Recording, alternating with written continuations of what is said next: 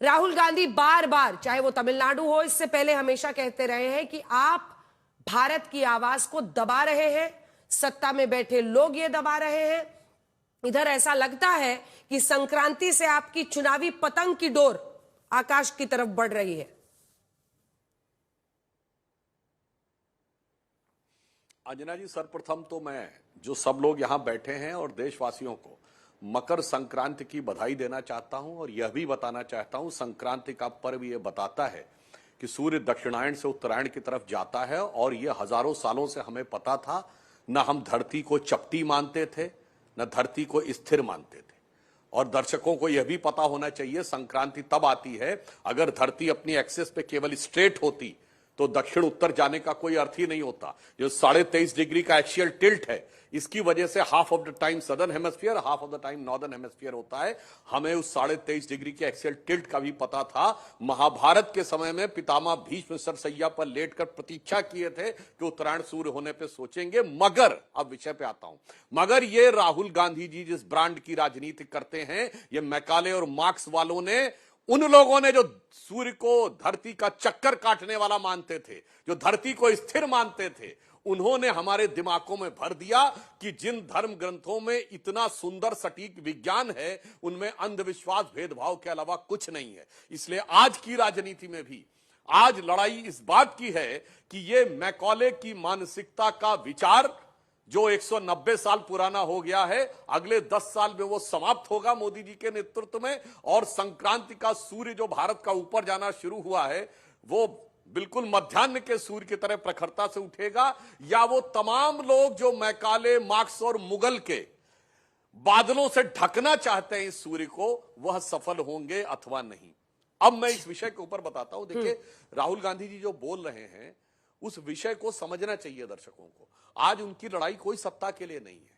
आज कांग्रेस की छटपटाहट है कि विपक्ष उसका नेतृत्व स्वीकार करे रखे, क्योंकि 2024 के बाद इंडी गठबंधन तार तार होता हुआ दिख रहा है। आम आदमी पार्टी दिल्ली में छोड़ के चली गई, उत्तर प्रदेश में समाजवादी पार्टी ने बाई इलेक्शंस में साथ नहीं दिया, तृणमूल कांग्रेस कोई इनको बंगाल में साथ देने वाली नहीं है, मुंबई म्युनिसिपल कॉर्पोरेशन इलेक्शंस में क्या हो रहा है सब दिख रहा है। उससे बड़ी चुनौती राहुल गांधी जी के सामने यह है कि कांग्रेस के अंदर उनके नेतृत्व की आधिकारिकता बरकरार रहे। इन दोनों चुनौतियों से वो जूझ रहे हैं और उसे भारत के ऊपर हो रही समस्याओं का आवरण देकर बचने का प्रयास कर रहे हैं, जो ख्वाबों ख्यालों में जो वो तथाकथित समस्याएं बताते हैं। तो मुझे लगता है देश की जनता बहुत प्रबुद्ध है। हाँ। वो भली भांति समझ रही है कौन व्यक्तिगत हित में, पार्टी हित में कुंठाग्रस्त होकर, घुसपैठिया परस्त होकर भारत के उगते हुए सूर्य के ऊपर ग्रहण लगाना चाहता है, और कौन विकसित भारत का लक्ष्य लेकर आत्म गौरव से चमकते हुए भारत का मार्ग प्रशस्त करना चाहता है। मकर संक्रांति की भी आपको भी सापरा जी बहुत शुभकामनाएं। लेकिन जो राज्यों में चुनाव होने वाले, एक बार जरा दिखा देते हैं कि कहां पर क्या चैलेंज है। तो असम, जहां पर आपके लिए चैलेंज साफ दिखाई दे रहा है, पिछली बार के नतीजों के साथ ही शुरुआत कर लेते हैं।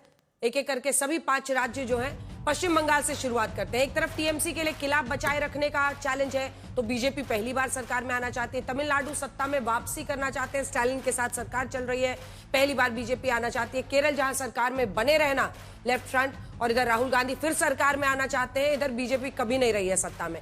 असम, जहां पर लगातार तीसरी बार सरकार बनाना उनके लिए एक चैलेंज होगा इस बार, आपके लिए है सत्ता में वापसी वहां पर करना।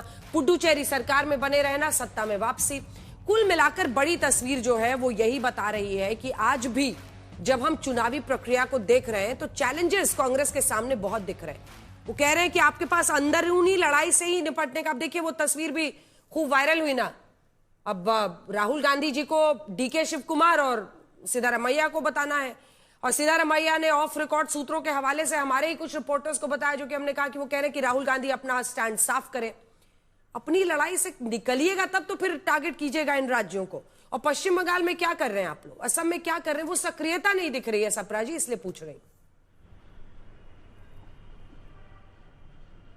नहीं, हमारे जो इंटरनल मसले हैं वो हम सुलझा लेंगे, लेकिन हैरत की बात यह है कि भारतीय जनता पार्टी, ये थोड़ा एको आ रहा है, एको निकलवा दीजिए। एको कर रही है। बीजेपी के प्रवक्ता जिस तरह से बता रहे थे कि राहुल गांधी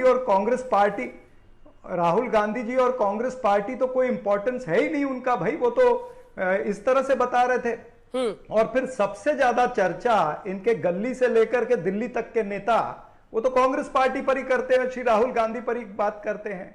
अब ये मैकेले की बात कर रहे थे। मैं इनको बता दूं कि देश की जनता और ये जो 5 राज्यों में चुनाव होने जा रहे हैं, चाहे वो पश्चिम बंगाल है, केरल है, तमिलनाडु है, पुदुचेरी है, ये सब जगह में, आसाम में भी जनता जानती है कि आपके काले इरादे क्या है। आप मैकेले की बात करते, मैं आपके काले इरादे की बात करता हूं। जनता जानती है कि आपकी दुकान में ज्यादा सामान नहीं है, आप वही ध्रुवीकरण करोगे, वही हिंदू मुसलमान करोगे, वही घुसपैठियों की बात करोगे, ध्रुवीकरण करने का काम करोगे, और फिर आपके साथ में एक सपोर्ट सिस्टम तो चल ही रहा है भाई। ईडी है, आईटी है, सीबीआई है, ये सब आपके अग्रिम संगठन चल ही रहे हैं।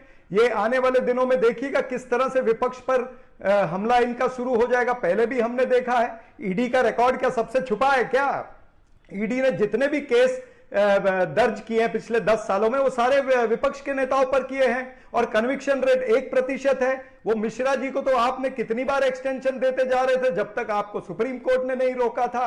तो ये तमाम सारी बातें हैं, ये जनता जानती है कि आप क्या खेल कर रहे हो। और फिर एसआईआर के जरिए से किस तरह से निर्वाचन आयोग और निर्वाचन आयुक्त आपकी मदद कर रहा है।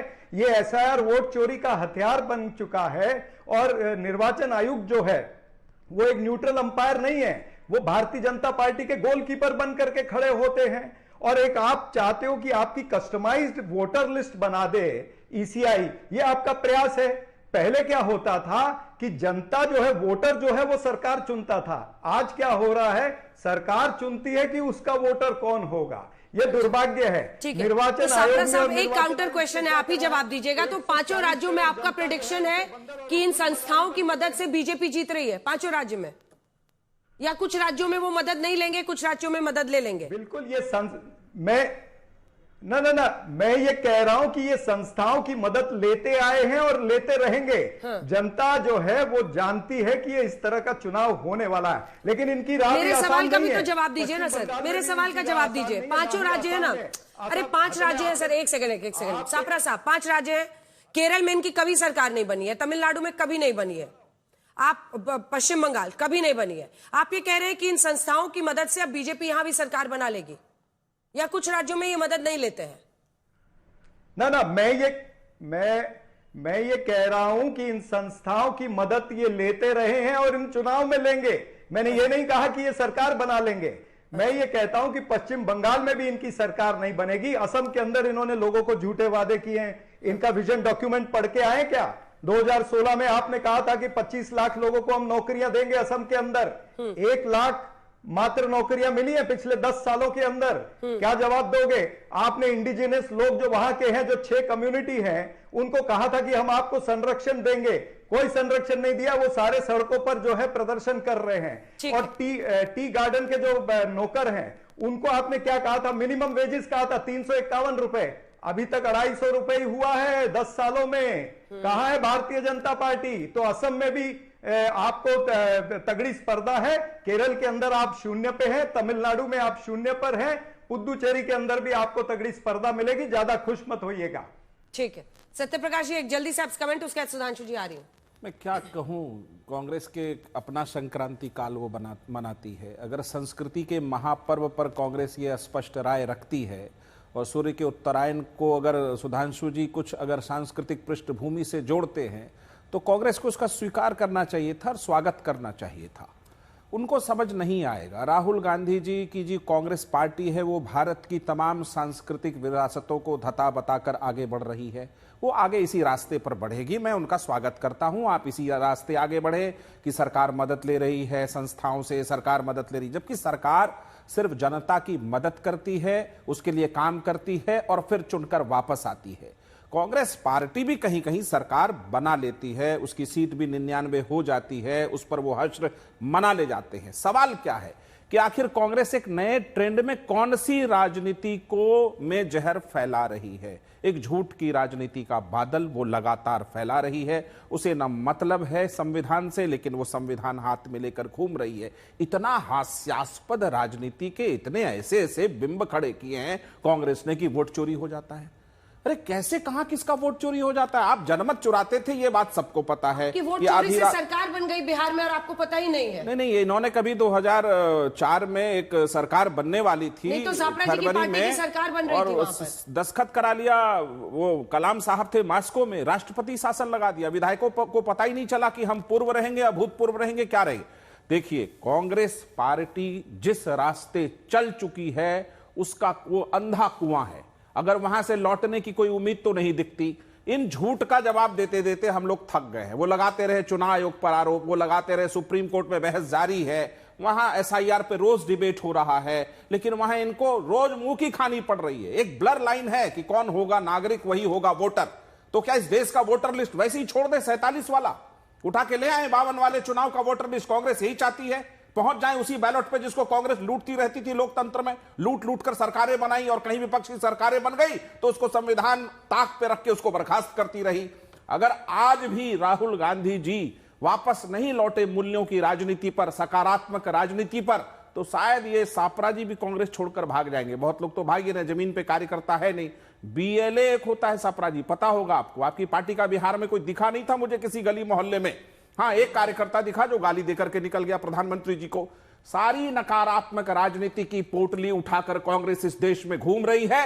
लोगों ने उस पोटली को उठाकर अपने घरों से फेंक दिया है। ये धनु राशि से मकर राशि में आया सूर्य इक्विनॉक्स की तरफ बढ़ता दिन रात बराबर होगा। कांग्रेस की सीटें बराबर नहीं होंगी